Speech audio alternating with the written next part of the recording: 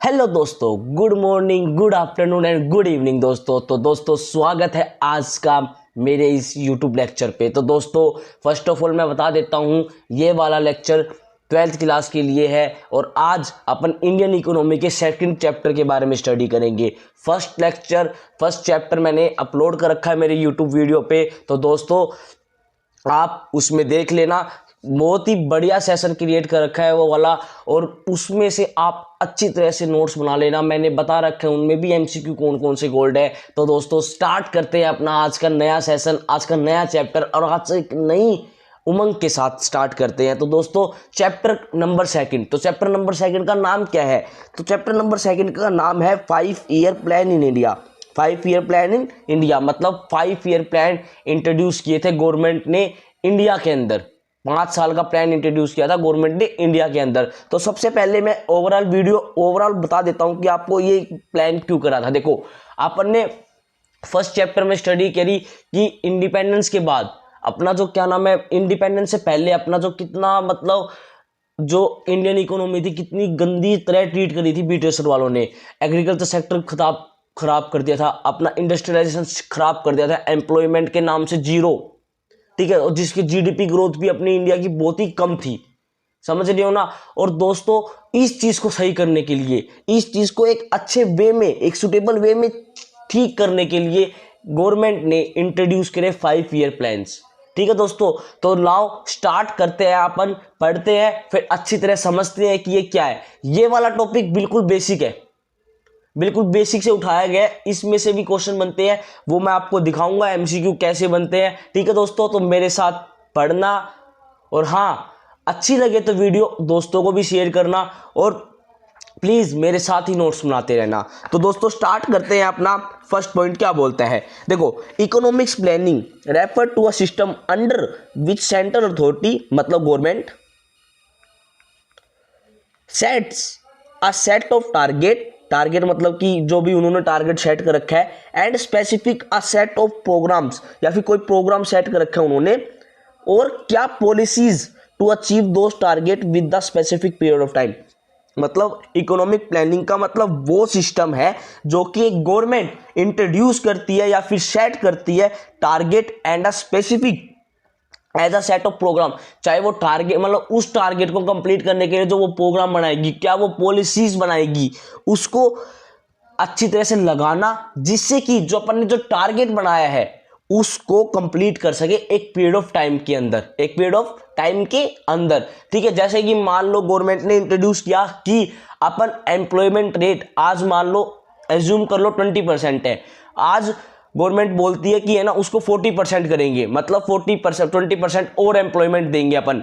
तो उसके रिलेटेड जो भी पॉलिसीज बना रही है, उससे रिलेटेड जो भी प्रोग्राम सेटअप कर रही है, तो उसको एक सिस्टमेटिक वे से चलाना, जिससे कि जो अपन ने जो टारगेट बनाया है तो वो एक पॉइंट ऑफ टाइम पे अचीव हो जाए। ओके दोस्तों, आया समझ।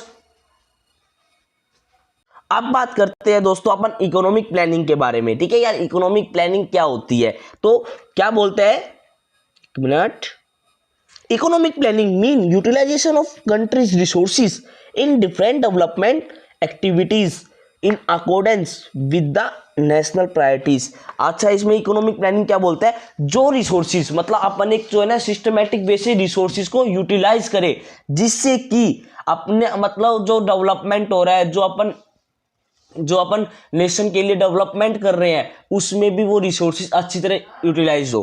ठीक है दोस्तों, तो economic planning mean utilization of country resources, जो कंट्री के रिसोर्सेज है इन डिफरेंट डेवलपमेंट एक्टिविटीज। चाहे मान लो डेवलपमेंट, मान लो चलो एक एग्जांपल लेके चलते हैं अपन, इंफ्रास्ट्रक्चर है। ठीक है, अगर अपन को आज इंडिया का इंफ्रास्ट्रक्चर डेवलप करना है, तो जो रिसोर्सेज है किसके पास, इंडिया के पास, जैसे कि आयरन हुआ, स्टील हुआ, और मतलब रोड, सीमेंट, मतलब कुछ भी जो रिसोर्सेज इंडिया के पास है, उसको एक अच्छी तरह से उसको एक बढ़िया तरीके से यूटिलाइज करना उन रिसोर्सेज को, जिससे कि अपना जो इंडिया है वो डेवलपमेंट कर सके। ठीक है, जैसे कि मान लो अभी एग्जांपल बोल रहे थे कि मैं भाई आयरन को एक अच्छी तरह यूटिलाइज करना, स्टील को एक अच्छी तरह यूटिलाइज करना, जिससे कि इंफ्रास्ट्रक्चर डेवलप हो जाए।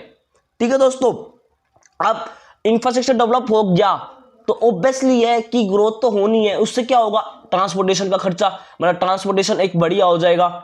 ठीक है, ट्रेन भी हो जाएगी और मतलब जो टूरिस्ट वाले हैं वो भी आएंगे देखने के लिए। तो इससे क्या होगा, नेशनल इनकम भी इंक्रीज होगी और एक जीडीपी भी ग्रोथ होगी, क्योंकि बाहर के लोग भी आएंगे यार। ठीक है, ट्रांसपोर्टेशन भी बढ़ जाएगा, तो ट्रांसपोर्टेशन बढ़ जाएगा तो ऑब्वियसली नेशनल इनकम भी बढ़ जाएगी अपनी। आया समझ में दोस्तों सेकंड पॉइंट? उम्मीद करता हूँ कि आपको ये समझ में आ चुका होगा। अब दोस्तों समझ में आ गया है तो प्लीज सपोर्ट करो, लाइक करो और इसको वीडियो को शेयर करो। ठीक है दोस्तों, तो अब अपन थर्ड पॉइंट पढ़ते हैं कि थर्ड पॉइंट क्या बोलता है। तो दोस्तों प्लानिंग कमीशन क्या बोलता है? Planning commission, planning commission introduce in 1950 under the leadership of PM, मतलब प्राइम मिनिस्टर। अब क्या बोलते हैं, प्राइम मिनिस्टर का टॉपिक आ गया। देखो प्राइम मिनिस्टर का टॉपिक, प्लानिंग कमीशन का टॉपिक आ गया है। तो क्या बोलता है कि प्लानिंग कमीशन है ना, वो इंट्रोड्यूस कब हुआ था? 1950 में। MCQ gold. ठीक है दोस्तों, एमसीक्यू गोल्ड। और किसकी लीडरशिप के अंदर? प्राइम मिनिस्टर की लीडरशिप के अंदर। मतलब प्राइम मिनिस्टर कब? 1950 के अंदर जो प्राइम मिनिस्टर था उसके अंडर प्लानिंग कमीशन को इंट्रोड्यूस किया गया था। ओके दोस्तों, वैन अब इसके नेक्स्ट पॉइंट क्या बोलता है? When planning commission introduce Pandit Jawaharlal Nehru is the PM of India. मतलब जब प्लानिंग कमीशन इंट्रोड्यूस हुआ था 1950 के अंदर, तो कौन थे? पंडित जवाहरलाल नेहरू उस वक्त के प्राइम मिनिस्टर थे। उस वक्त के क्या? प्राइम मिनिस्टर थे। ठीक है, एमसीक्यू गोल्ड, ये भी एमसीक्यू गोल्ड है दोस्तों। जो मैं एमसीक्यू गोल्ड बोल रहा हूँ please write down in your own book, या फिर मेरे साथ जो आप नोटबुक बना रहे हो तो उसमें प्लीज लिख लेना, जिससे कि आपको बाद में बोर्ड का एग्जाम दोगे तो उसमें प्रॉब्लम नहीं आएगी। आप प्लीज यही वाले रिवाइज करके जाना, और ऑब्वियसली क्वेश्चन पेपर इनमें से बन के आएगा। जो क्वेश्चन पेपर में जो आपके एमसीक्यू लग के आएंगे तो प्लीज इसमें से रिवाइज करके जाना। ठीक है दोस्तों, अब नेक्स्ट पॉइंट क्या बोलता है? प्लानिंग कमीशन, मतलब अब इसमें बोलता है कि भाई अपन ने फर्स्ट चैप्टर का नाम क्या है? 5 ईयर प्लान। तो 5 ईयर प्लान कब स्टार्ट हुआ था भैया, ये तो बता दो। तो बता देते हैं कि first 5 year plan was started in April 1, 1951 से 31 मार्च 1956। ठीक है दोस्तों, ये भी एमसीक्यू गोल्ड है। पूछ सकते हैं कि भाई फर्स्ट प्लान कब लेके आए थे, मतलब फर्स्ट 5 ईयर प्लान कब आया था? तो 1 अप्रैल 1951 से 31 मार्च 1956 में वो प्लान आया था। मतलब प्लानिंग कमीशन का स्टार्ट हुआ था, और प्लानिंग कमीशन का फर्स्ट 5 ईयर प्लान का डेट ये है। ठीक है दोस्तों, इतना समझ में आ गया होगा। अब प्लानिंग कमीशन वाज स्टार्टेड इन 1951। देखो प्लानिंग कमीशन बना कब था? 1951 में। और जब इन्फोर्स हुआ था, मतलब स्टार्ट हुआ था, वो कब हुआ था? 1951 में। प्लीज कंफ्यूज मत हो जाना कि अब क्या बोलते हैं इसमें कि, एक मिनट रुको दोस्तों, अब 1951 में तो बना था, क्या बना था, ठीक है। और 1951 में क्या हुआ था? एक मिनट, 1951 में स्टार्ट हुआ था, लागू हुआ था। ठीक है दोस्तों, तो ये डिफरेंस आपको समझ में आ गया होगा कि प्लानिंग कमीशन स्टार्ट तो हुआ था 1951 में स्टार्ट हुआ था, और बना कब था? 1950 में बना था। दोनों में कंफ्यूजन हो सकती है। ठीक है दोस्तों, मैं उम्मीद करता हूँ आपको ये कंफ्यूजन नहीं होगी, आपको ये रिवाइज हो गया होगा। अब क्या बोलता है नेक्स्ट पॉइंट, क्या बोलते हैं भाई? In January 2015 it has been replaced by NITI Aayog. 5 year plan को अपन ने चेंज करके किसमें कर दिया? नीति आयोग में। ठीक है, नीति आयोग में अपन ने चेंज कर दिया। NITI Aayog was establish for country growth as well as GDP growth of the nation. अब जो नीति आयोग अपन ने इंट्रोड्यूस किया था वो किसके लिए इंट्रोड्यूस किया था? अपन ने कंट्री की ग्रोथ के लिए और अपन ने जीडीपी ग्रोथ के लिए अपन ने इंट्रोड्यूस किया था नीति आयोग को। ओके दोस्तों, तो मैं समझ सकता हूं कि आपको ये नीति आयोग का इंपॉर्टेंट पॉइंट, एमसीक्यू गोल्ड भी है दोस्तों, एमसीक्यू में पूछा भी जा सकता है। ठीक है, तो ये आपको समझ में आ गया होगा। अब फुल फॉर्म पढ़ लेते हैं अपन, नीति आयोग क्या बोलता है भाई? नीति आयोग मतलब उसकी फुल फॉर्म पढ़ लेते हैं कि national institution transforming in India, MCQ gold. ठीक है दोस्तों, MCQ gold, national institution transforming in India, क्या इसकी नीति आयोग की डेफिनेशन है, मतलब सॉरी फुल फॉर्म है। ठीक है दोस्तों, अब state union was also came in force in 1928, ये भी एमसीक्यू गोल्ड है, एमसीक्यू गोल्ड। स्टेट यूनियन भी लागू हो चुका था कम मतलब इंडिया में आ चुका था कम 1928 में। The planning commission become successful और helpful for the agriculture, industrial as well as employment sector. अब जो प्लानिंग कमीशन अपन ने इंट्रोड्यूस करी थी, मतलब जो गवर्नमेंट ने इंट्रोड्यूस करी थी ना, वो हेल्पफुल थी, वो सक्सेसफुल थी। किन किन सेक्टर के अंदर? एग्रीकल्चर के लिए, इंडस्ट्रियल के लिए एंड एम्प्लॉयमेंट के लिए। ठीक है दोस्तों, तो ये पूछ भी सकते हैं, ये भी आप मार्क करके चलना एमसीक्यू गोल्ड। ठीक है दोस्तों, planning commission give a big push and become successful for in the India. अब जो प्लानिंग कमीशन अपन ने इंट्रोड्यूस किए थे तो वो क्या था? वो बिग पुश दिया किसके लिए? एक तो इंडिया की ग्रोथ के लिए एज वेल एज, और एक सक्सेसफुल रहा। जो अपन ने प्लानिंग कमीशन के अंदर जो अपन ने चीज करी थी ना, वो एक सक्सेसफुल रही, वो एक पॉजिटिव वे में लेके आई। अपनी जो इंडिया की जो नेगेटिव वे में अपन ने फर्स्ट चैप्टर में पढ़ा था, जो नेगेटिव हो रखी थी इमेज, उसको पॉजिटिव वे में लेके कौन आई थी? प्लानिंग कमीशन लेके आई थी। ठीक है दोस्तों, इतना समझ में आ गया होगा जितना मैंने पॉइंट बोले हैं, और जितने मैंने एमसीक्यू गोल्ड बोले हैं वो भी आपको अच्छी तरह रिवाइज हो गए होंगे मेरे साथ साथ। करंटली, अब नेक्स्ट पॉइंट क्या बोलता है? Currently NITI Aayog is handle by the prime minister of India. जो करंटली जो नीति आयोग है ना, वो कौन हैंडल कर रहा है? अपना आज का प्राइम मिनिस्टर। तो प्राइम मिनिस्टर आज का कौन है दोस्तों? नरेंद्र मोदी जी। वो आज करंटली हैंडल कर रहे हैं किसको? नीति आयोग को।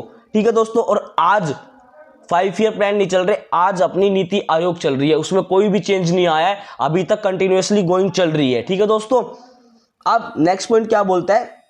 एक मिनट, नेक्स्ट पॉइंट इसमें बोलता है दोस्तों, एक मिनट रुको। हाँ, अब इसमें लास्ट लाइन बोलता है कि planning commission also thought about all the sector and all the nation and all the people whether it may be a poor or rich। तो जो क्या नाम है, जो प्लानिंग कमीशन है ना, वो हर सेक्टर के बारे में सोचता है, चाहे आपका प्राइमरी सेक्टर हो, सेकेंडरी सेक्टर हो, इंडस्ट्रियल सेक्टर हो या फिर टर्शरी सेक्टर हो। ठीक है दोस्तों, अब ऑल द पीपल, आपके जितने भी पीपल हो, चाहे वो रिच हो, चाहे आप पुअर हो, चाहे उनके बारे में सोचता है। ऑल द इकोनॉमी, चाहे आपकी कैपिटलिस्ट इकोनॉमी हो, चाहे आपकी मिक्स्ड इकोनॉमी हो, चाहे आपकी सोशल इकोनॉमी हो। अगर इंडिया में अपन, वैसे तो इंडिया मिक्स्ड इकोनॉमी है, तो ये किसके बारे में सोचेगी? दोनों के बारे में सोचती है। और प्लानिंग कमीशन भी ऐसे ही सेटअप किया था जिससे कि ना तो किसी रिचर को प्रॉब्लम हो और ना किसी पुअर को प्रॉब्लम हो। ये तो ऑब्वियसली, एक तो मतलब क्या नाम है, कंट्री की ग्रोथ के लिए और कंट्री की जीडीपी राइज करने के लिए अपन ने प्लानिंग कमीशन इंट्रोड्यूस किया था। जो अपने एग्रीकल्चर सेक्टर खराब हो चुके थे, जो अपने इंडस्ट्रियल सेक्टर खराब हो चुके थे, जो अपनी एम्प्लॉयमेंट रेट बिल्कुल जीरो हो चुकी थी, उसको एक बढ़ावा देने के लिए, उसको एक पॉजिटिव लाने के लिए अपनी गवर्नमेंट ने प्लानिंग कमीशन को इंट्रोड्यूस किया था।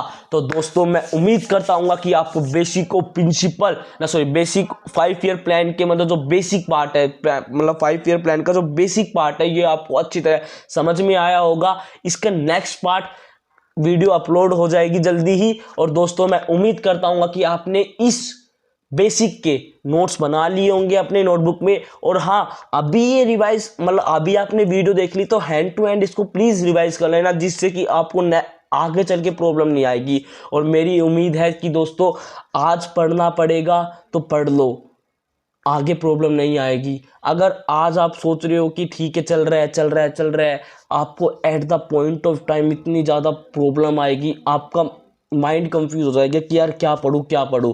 जितना करवा रहा हूँ, जितने आप मतलब, ज़्यादा लंबी तो वीडियो हो ही नहीं रही वैसे भी, जितनी है उतनी को प्लीज़ आप अच्छी तरह रिवाइज करते जाओ। और दोस्तों, मैं उम्मीद करता हूँ कि आप सब पढ़ के एक अच्छे नंबर से पास हो गए इकोनॉमिक्स में, और बिल्कुल भी दिक्कत और प्रॉब्लम फेस मत करना इकोनॉमिक्स प्लस बिजनेस स्टडीज़ के लिए। आपका भाई सौरभ है ना। ठीक है दोस्तों, तो मैं उम्मीद करता हूँ, और मिलते हैं नेक्स्ट वीडियो में एक बढ़िया सी अमेजिंग सेशन के लिए। और हाँ, कोई भी अगर मान लो इस वीडियो में गलती हो तो प्लीज़ माफ़ कर देना, छोटा भाई समझ के। ठीक है दोस्तों, बाय, टाटा, सी यू, और मिलते हैं नेक्स्ट वीडियो में। और रोक करते हैं आपकी बार 2024 और 25 के एग्ज़ाम। Okay, bye.